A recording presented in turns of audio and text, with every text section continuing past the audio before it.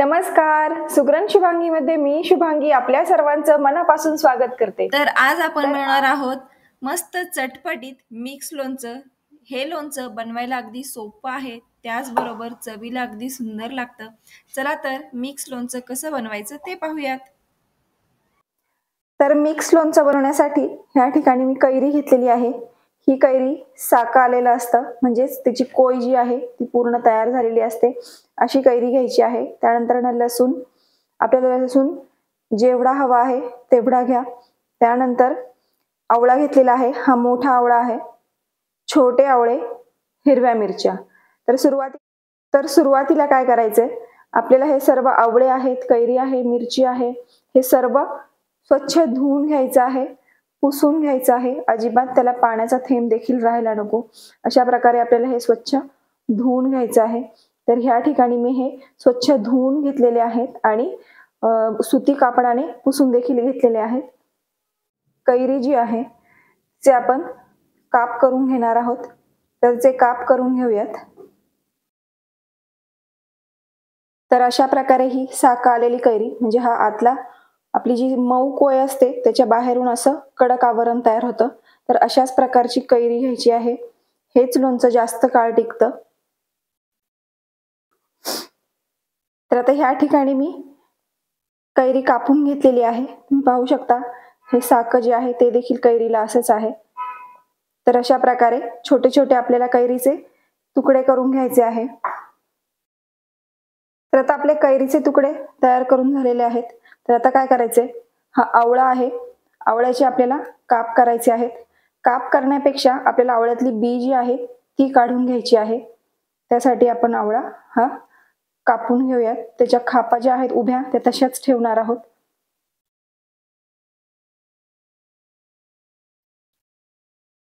तर अशा प्रकारे आपल्याला ही आवळ्याची बी काढून घ्यायची आहे आणि अशा प्रकारे सर्व आवळ्याचे आपल्याला तुकडे करून घ्यायचे आहेत. तर आपण ते करून घेऊयात. तर ह्या ठिकाणी आपण अशा प्रकारे आवळ्याचे काप करून घेतलेले आहेत. त्यानंतर आपण हा छोटा आवळा आहे त्याची बी काढणं शक्य नाहीये, त्याची बी असली तरी चालेल. तर त्या आवळ्याला काय करायचंय, फक्त आपल्याला असे काट्याच्या चमच्याने किंवा सुईच्या सहाय्याने आपल्याला असे त्याला टोचे मारून घ्यायचे आहेत. तर अशा प्रकारे आपण हे सर्व आवळ्यांना करून घेऊयात.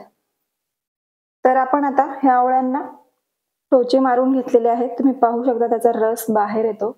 तर आता आपल्याला काय करायचे, हा मोठा आवळा, छोटा आवळा आणि कैरी यांना मीठ लावून घ्यायचं आहे. तर साधारणतः छोटे छोटे चमचे मी घेतलेले आहेत. एक एक चमचा मी ह्यांना मीठ लावून घेणार आहे. त्याचबरोबर कैरीला देखील मीठ चोळून घ्यायचं आहे. सर्व बाजूंनी मीठ लागलं पाहिजे. अशा प्रकारे ह्याला मीठ लावून घ्यायचं आहे. मिठाने काय होतं, पदार्थ जे आहेत ते पाणी सोडू लागतात, त्यामुळे ह्याला मीठ लावायचंय. त्यामुळे काय होईल, ह्यातलं पाणी जे आहे ते पूर्ण बाहेर येईल आणि आवळे कोरडे पडतील आणि कैरी देखील कोरडी पडेल. तर ह्या ठिकाणी आपण मीठ लावून झालेलं आहे. आता काय करायचंय, सुती कापड घ्यायचं आहे. ह्या ठिकाणी मी सुती कापड घेतलेलं आहे आणि त्यामध्ये हे आवळे अशा प्रकारे ठेवून घ्यायचे आहेत आणि ह्याला झाकून ठेवून द्यायचं आहे.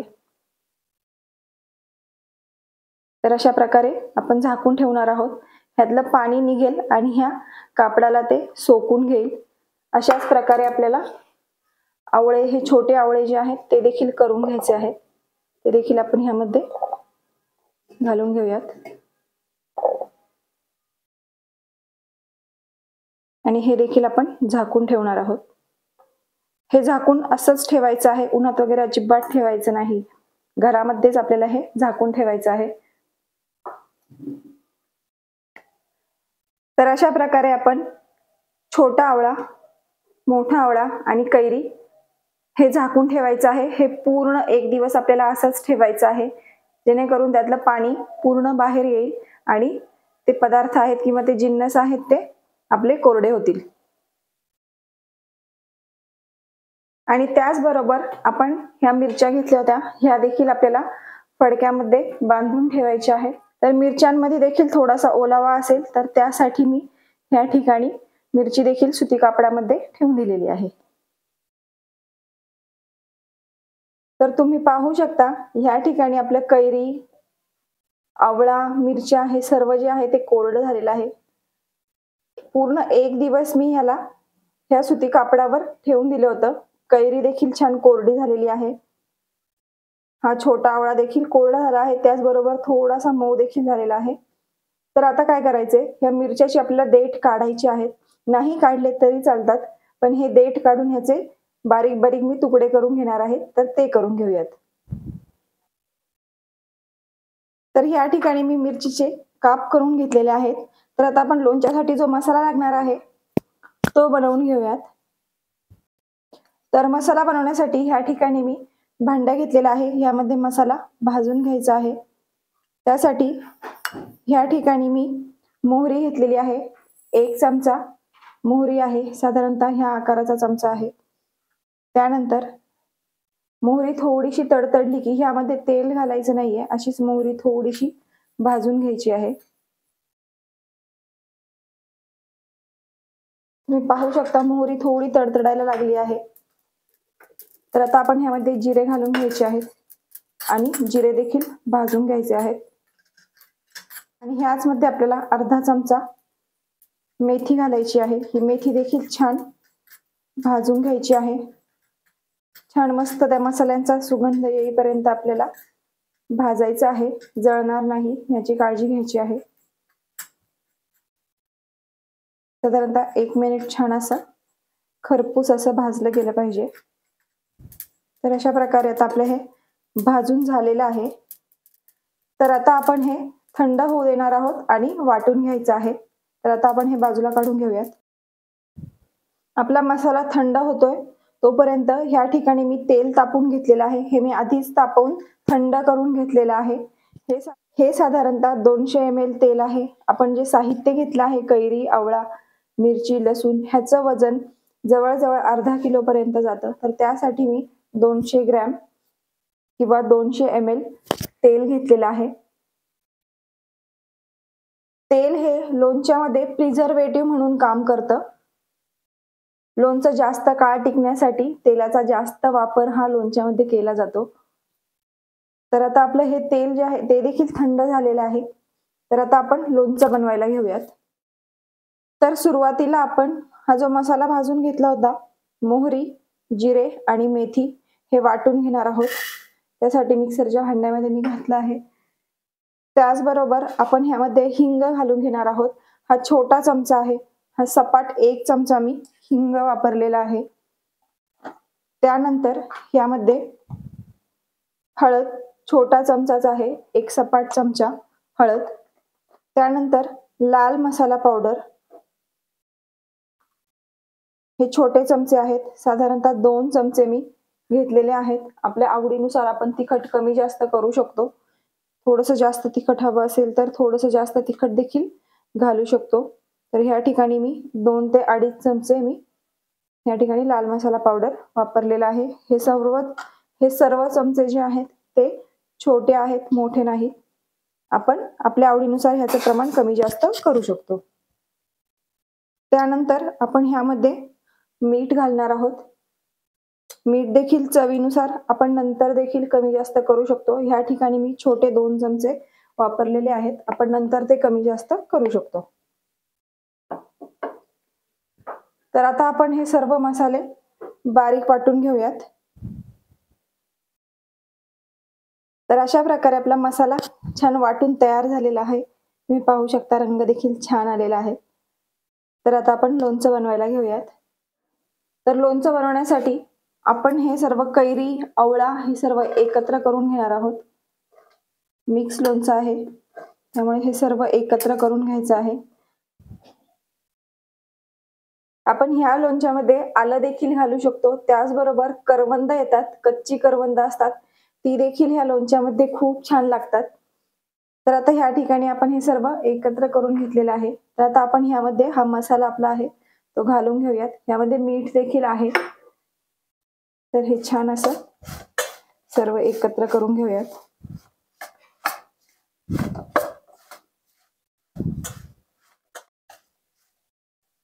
सर्व ठिकाणी छान लागलं पाहिजे अशा प्रकारे हे सर्व एकत्र करून घ्यायचं आहे। तर आता हे छान एकत्र झालेलं आहे। तर आता आपण ह्यामध्ये मोहरीची डाळ ही घालणार आहोत। साधारणतः 2 चमचे मी मोहरीची डाळ घेतलेली आहे। तर ती देखील ह्यामध्ये एकत्र करून घ्यायची आहे।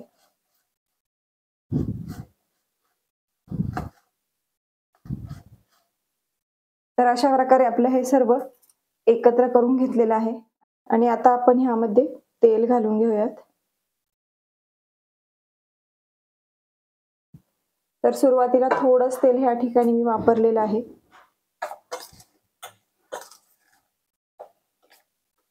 तुम्ही पाहू शकता मस्त असा लोणच्याला रंग आलेला आहे। जसं जसं मुरत जाईल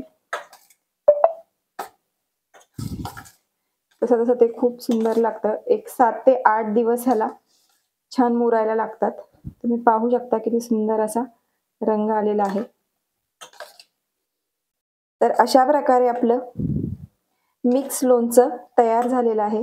तर आता आपण ह्याला काचेच्या बरणीमध्ये भरणार आहोत। तर ते कसं भरायचं ते मी सांगते। तर लोणचं भरण्यासाठी ह्या ठिकाणी मी काचेची बरणी घेतली आहे। तर लोणचं भरायच्या आधी काय करायचे, ह्या ठिकाणी मी एक भांडं घेतलेलं आहे, ते गरम करायला ठेवलेलं आहे आणि त्यामध्ये आपल्याला हा अर्धा चमचा हिंग घालायचा आहे। आणि या हिंगाची वाफ यायला सुरुवात झाली की ती वाफ आपल्याला या बरणीमध्ये घालून घ्यायची आहे। तर तुम्ही पाहू शकता हा धूर आपल्याला हा पूर्ण असा बरणीमध्ये जाऊन द्यायचा आहे। ह्याच्या मागचं कारण असं आहे, आपण जी बरणी घेतलेली आहे ती निर्जंतुक करण्यासाठी हा उपाय पूर्वी केला जायचा। तर अशा प्रकारे मी आपली बरणी तिला हिंगाची वाफ देऊन घेतलेली आहे।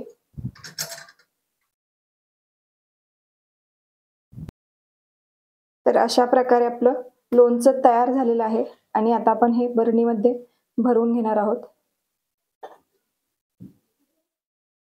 तर अशा प्रकारे आपलं लोणचं भरून झालेलं आहे। तुम्ही पाहू शकता बरणीमध्ये तेल आहे पण ते अजूनही कमी आहे। तर आपण मगाशी थोडं तेल उरवलं होतं ते यामध्ये घालून घेऊयात।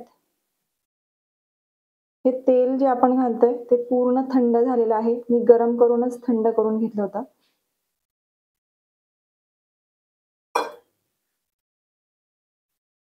तर आता आपण हे एकत्र करून घ्यायचंय।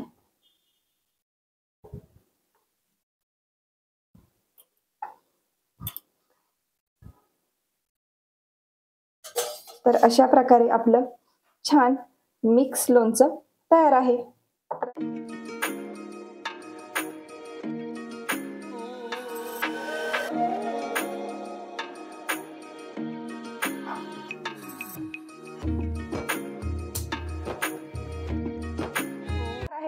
जर तुम्हाला ही रेसिपी आवडली असेल तर नक्कीच लाईक करा, शेअर करा आणि अशाच प्रकारे नवीन नवीन रेसिपी पाहण्यासाठी सबस्क्राईब करा आणि बेल आयकॉनवर क्लिक करायला विसरू नका। धन्यवाद।